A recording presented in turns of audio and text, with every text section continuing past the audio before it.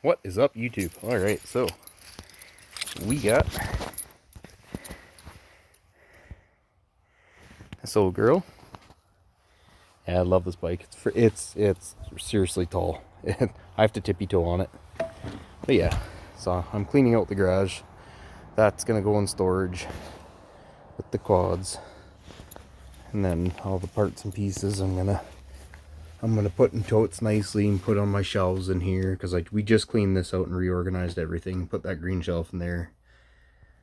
So yeah, a little update. Yeah, so I wasn't super impressed with, well, not impressed. I shouldn't say impressed.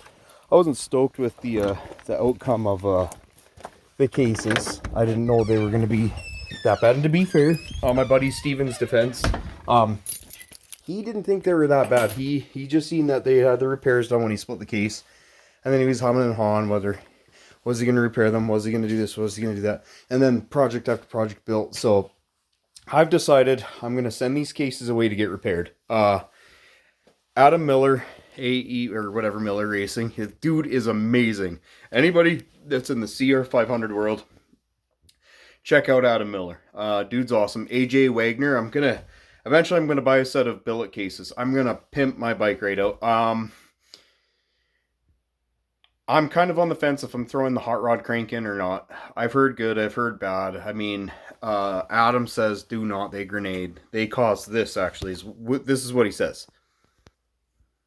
Alright, so he says they cause, your case, it just blows up. It implodes and wrecks this case. So I don't know. Brand new, all in the box. I just opened the box for the crank and checked it out. It sucks because this is like $1,200 right there. But I'm gonna do it right. I'm just gonna suck it up. So to fund this 500 build, I got my RMK 700 outside. So the bottom end, I'm taking the crank out. PTO bearing up and down, sloppy play, so no worries. And then I'm gonna split the case, sell the crank, sell the CDI, sell everything.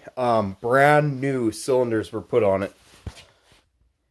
Sorry for all this flipping around, guys, but I'm keeping this stuff. It's all pro chassis parts for my skid that I'm gonna put in, but I'm selling off spare rods for the 500. There we go. Brand new cylinders for the 700 CFI. So I'm selling these brand new. I'm going to sell the head. And the pistons are going to go with this. The rings. So yeah, I'm going to sell the whole top end kit for I don't know. We'll see.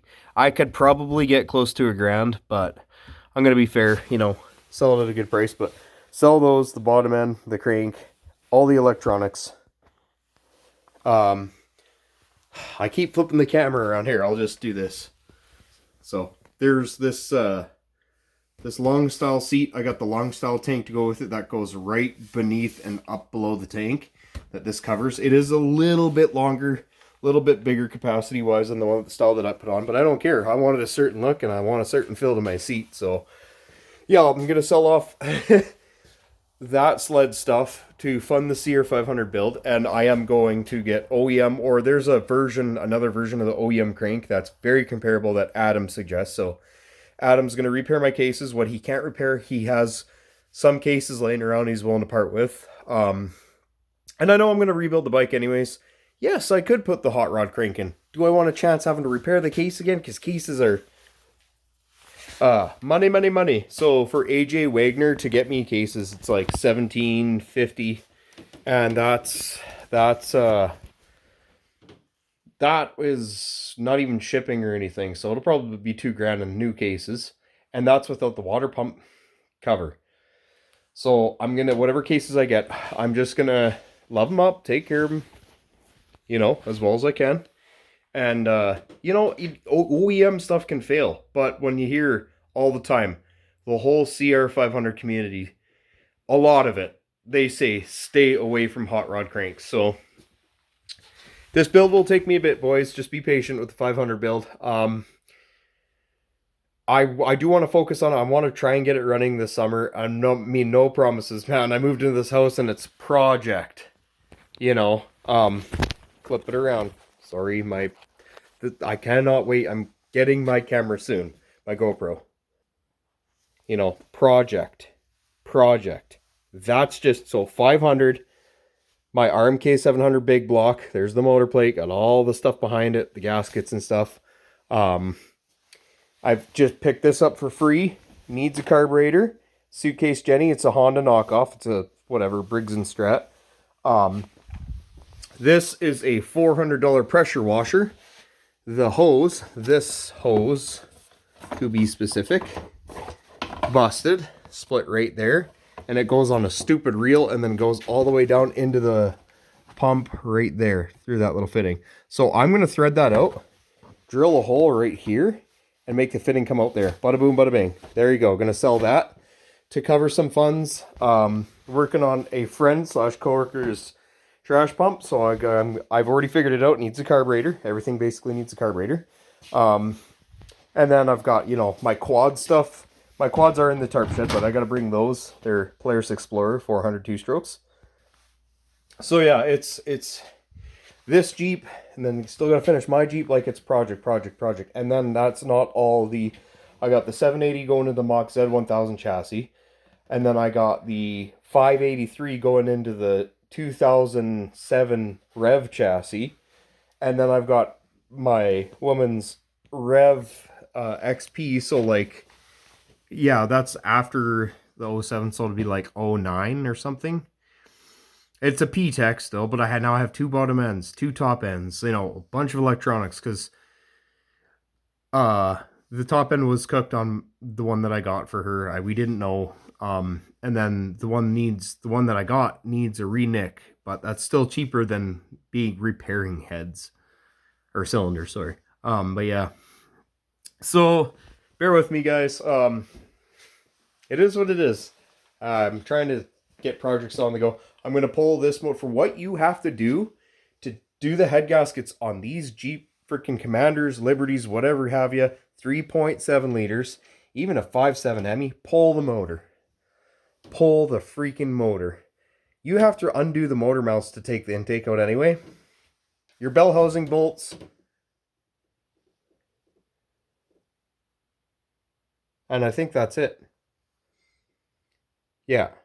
I'm leaving the heads on. Yeah.